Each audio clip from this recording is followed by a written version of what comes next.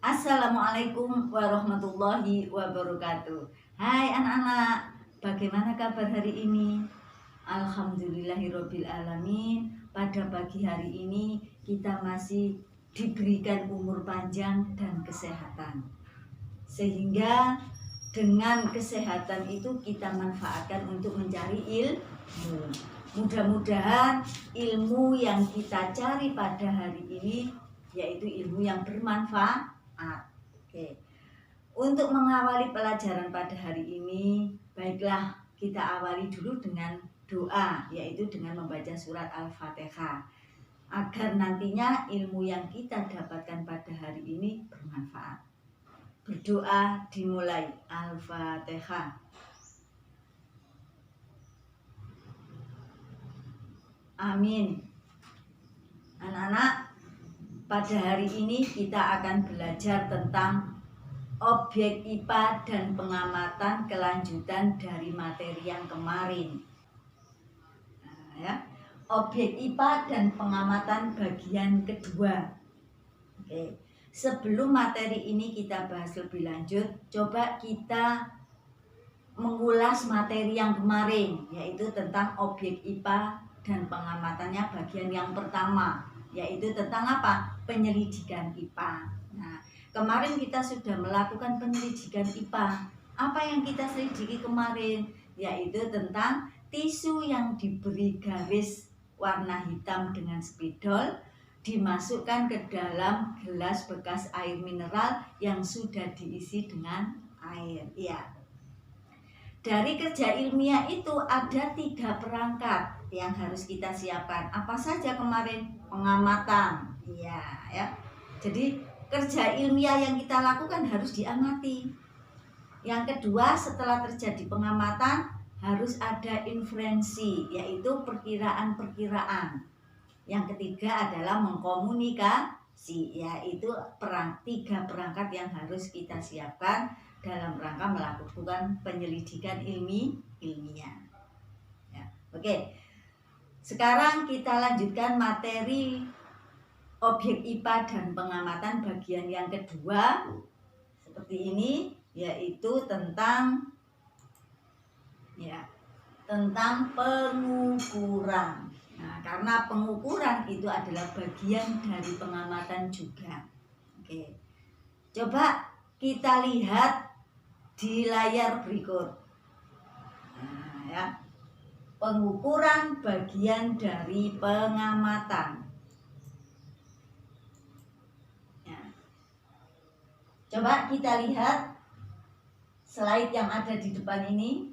Nah, ya. Anak-anak, siswa ini sedang melakukan apa? Ya, yaitu mengukur panjangnya meja. Dengan menggunakan apa dia? Dengan menggunakan jengkal tangan. Nah, ya, di situ terlihat dengan menggunakan jengkal tangan. Kemudian gambar yang kedua, coba dilihat. Nah, ini juga sama, mengukur, yaitu mengukur apa? Mengukur lebar tembok. Dengan menggunakan apa dia? Dengan menggunakan depa. Nah, ini adalah depa. Oke. Kemudian yang ketiga, mengukur dengan menggunakan alat, yaitu alatnya namanya jangka sorong. Untuk apa jangka sorong itu? Untuk mengukur diameter benda. Nah, dalam contoh ini diameter bendanya yaitu permainan gansing. Oke. Kemudian gambar yang keempat. Nah, coba dilihat. Nah, ini mengukur panjang pipa dengan menggunakan meteran. Nah, ya. Coba kita amati lagi gambar-gambar tersebut. Nah, untuk gambar yang A dan B atau 1 dan 2, dia tanpa menggunakan alat. Kalau tidak menggunakan alat, berarti setiap siswa yang akan melakukan pengukuran nanti menghasilkan apa? Menghasilkan hasil yang berbeda. Contoh, misalnya Bu Nur menyuruh salah satu temannya mengukur panjang meja. Nah, dengan menggunakan jengkal tangan menghasilkan 10.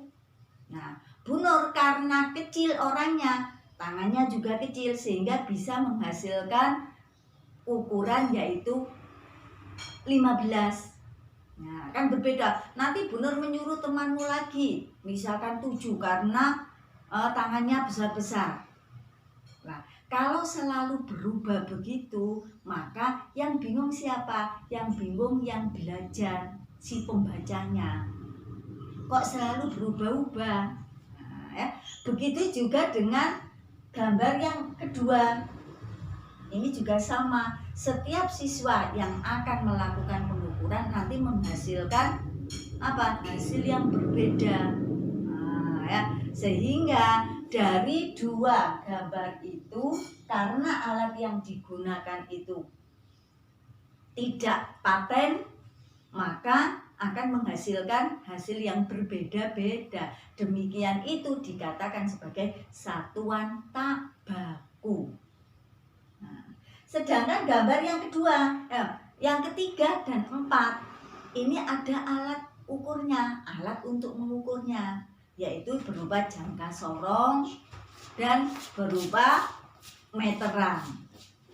Nah, siapapun yang akan mengukur akan menghasilkan apa? Nilai atau angka yang sama. Karena alat yang digunakan itu dimanapun sama, sehingga akan menghasilkan hasil atau nilai yang sama juga. Nah, untuk gambar 3 dan 4, karena hasil yang dihasilkan dari pengukuran itu sama dan alat ukurnya itu pasti, maka dikatakan sebagai satuan baku. Nah, oke. Bisa ya membedakan antara satuan baku dan satuan tak baku. Oke? Oke. Kita lanjut lagi.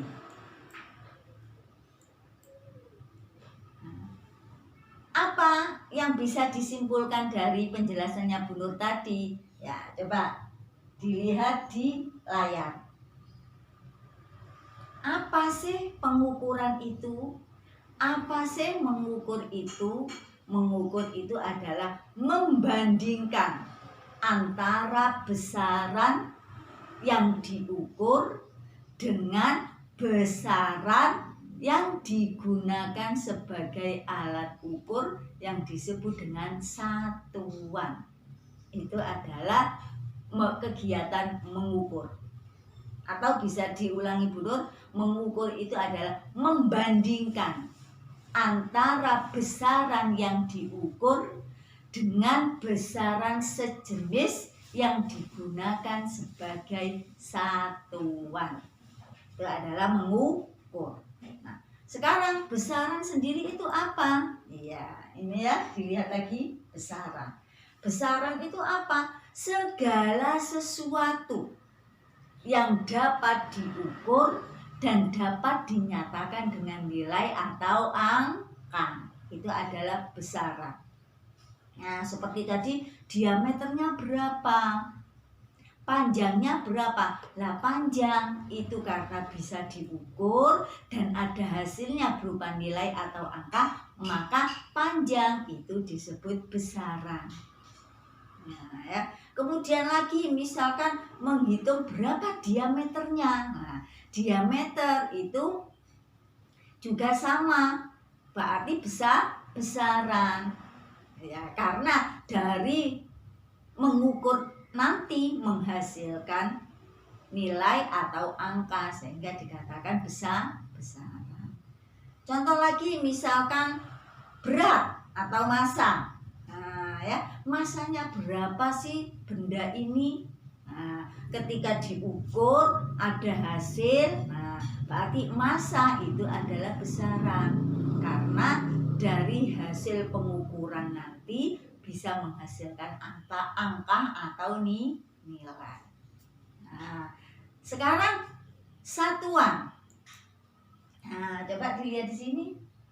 Nah, satuan itu apa? Satuan itu adalah alat pembanding yang digunakan untuk mengukur suatu besaran. Nah, seperti yang terlihat ya. Iya.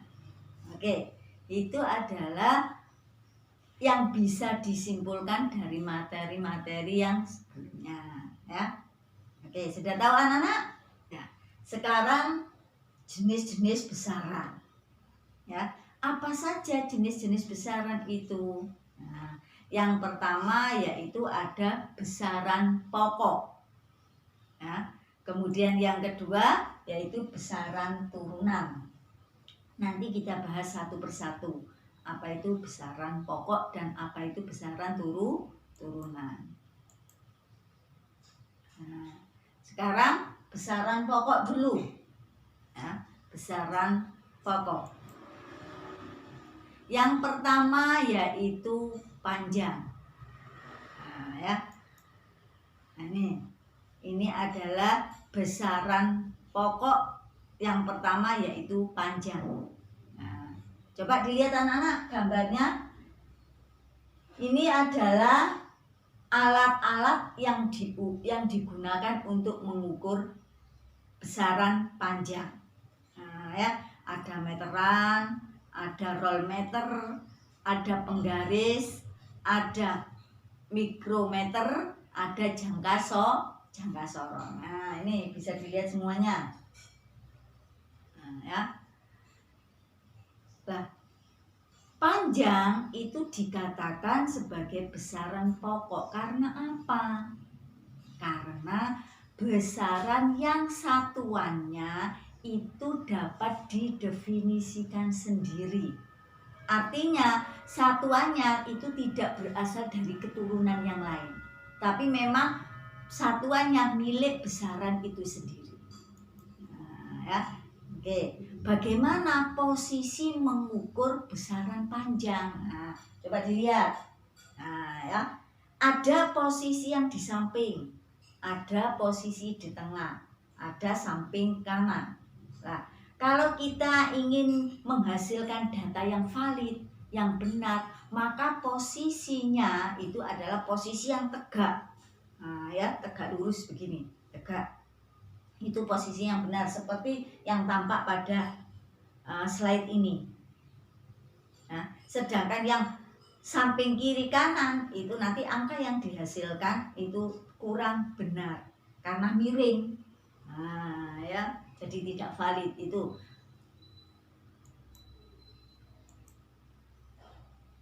Sekarang besaran yang kedua yaitu massa. Ya.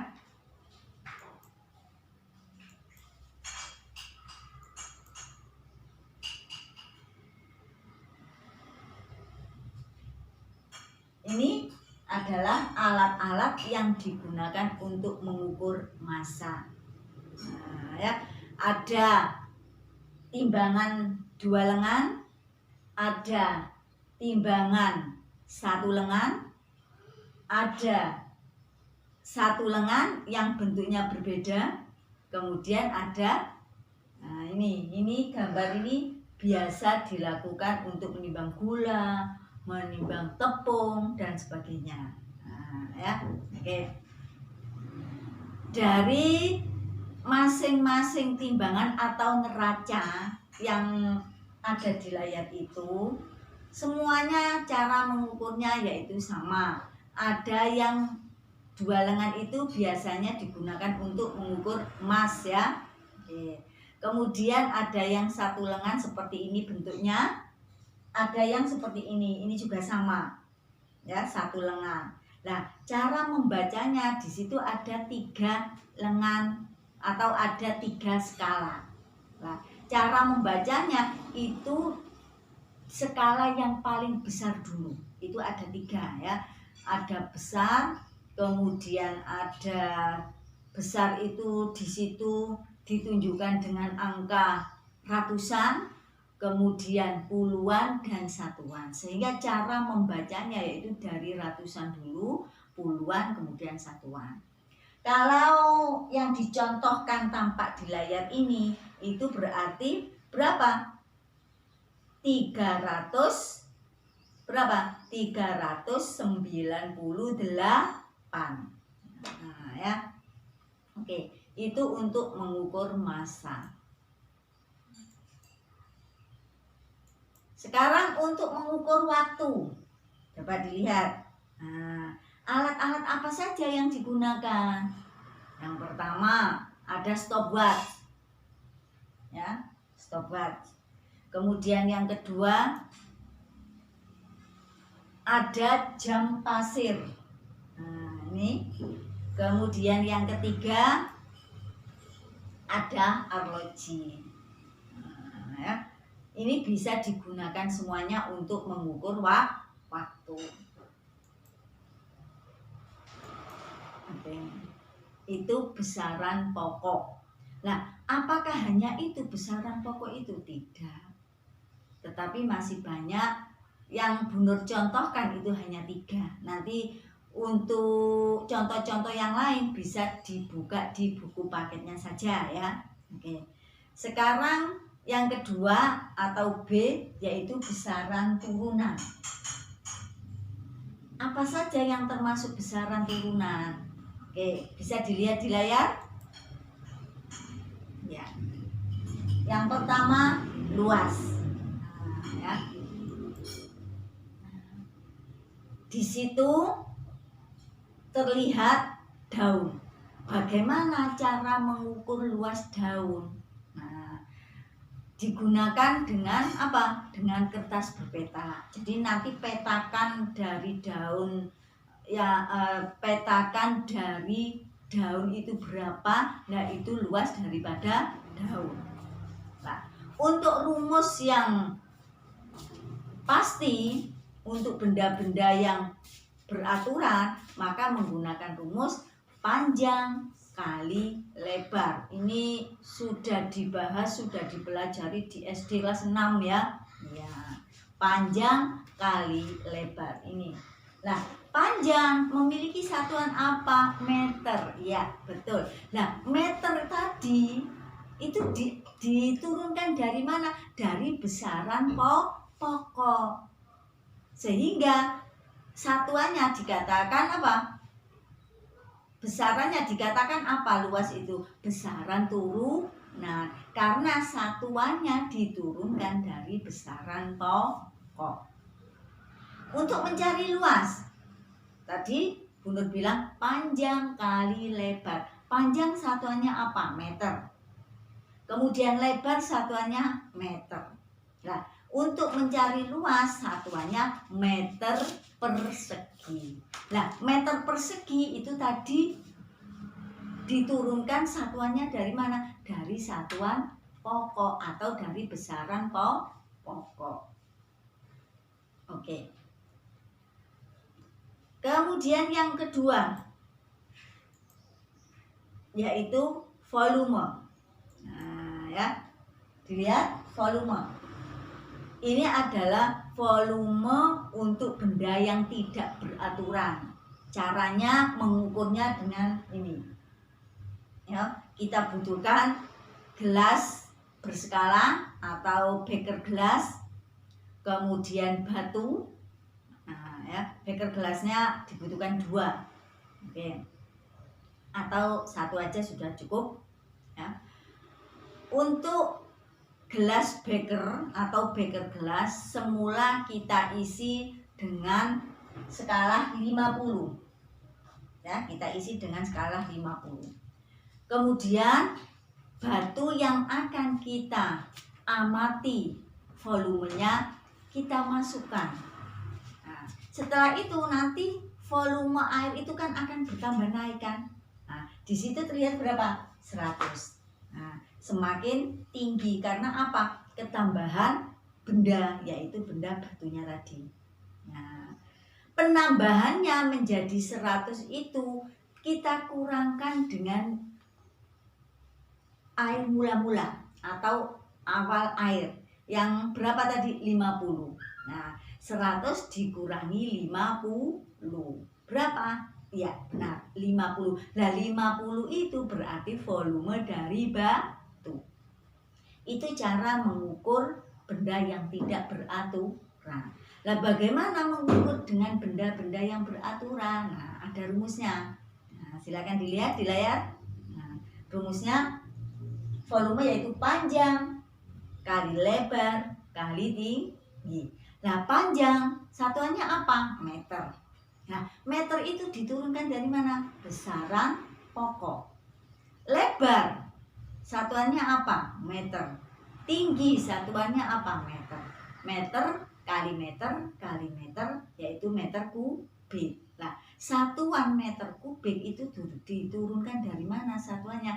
Dari besaran pokok. Makanya besaran turunan itu adalah besaran yang satuannya diturunkan dari besaran pokok. Ngerti ya? Ya. Kalau besaran pokok apa? Besaran yang satuannya dapat didefinisikan sendiri, tidak diturunkan dari besaran yang lainnya. Itu perbedaan antara besaran pokok dan besaran turunan. Oke, contoh yang ketiga yaitu tentang kecepatan. Nah, ya. Ini sering kita lakukan pada setiap hari, ya. Berapa sih kecepatan kita, misalkan berangkat dari sekolah, ya, berangkat ke sekolah, dari rumah menuju ke sekolah, supaya tidak terlambat, nah kita gayu sepeda itu dengan kencang. Nah, kalau kita menggunakan sepeda, kalau misalkan menggunakan mobil juga sama, berapa sih kecepatan supaya tidak terlambat. Nah, kecepatannya berarti dihitung dulu jarak dari rumah ke sekolahan berapa. Nah, selama menempuh jarak itu berapa waktu yang diperlukan. Nah, sehingga tampak rumus kecepatan itu nih. V itu adalah lambang dari kecepatan, sama dengan S. S itu adalah jarak dan T itu adalah waktu. Jarak satuannya apa? Sama dengan panjang, yaitu meter. Kemudian waktu satuannya apa? Sekon. Nah, sehingga kecepatan itu memiliki satuan meter per sekon. Nah, meter per sekon itu satuannya diturunkan dari mana? Dari besaran pokok. Nah, ya. Oke. Lah, apakah hanya 3 Bu Nur besaran turunan itu? Tidak, banyak. Nah, nanti kalau saya bahas di sini semua waktunya tidak cukup, sehingga saya ambil 3 contoh saja. Untuk yang lainnya dipelajari sendiri di buku paket, semuanya lengkap ada. Jika dari belajar sendiri itu ada yang belum paham, nanti bisa tanya Bu Nur inbox. Ya, oke. Sudah bisa dipahami anak-anak? Oke. Kalau sudah paham, Bu Nur akhiri materi pada pelajaran kali ini. Wassalamualaikum warahmatullahi wabarakatuh. Tetap semangat dan tetap sehat, sehingga di minggu depan kita bisa bertemu kembali, insya Allah.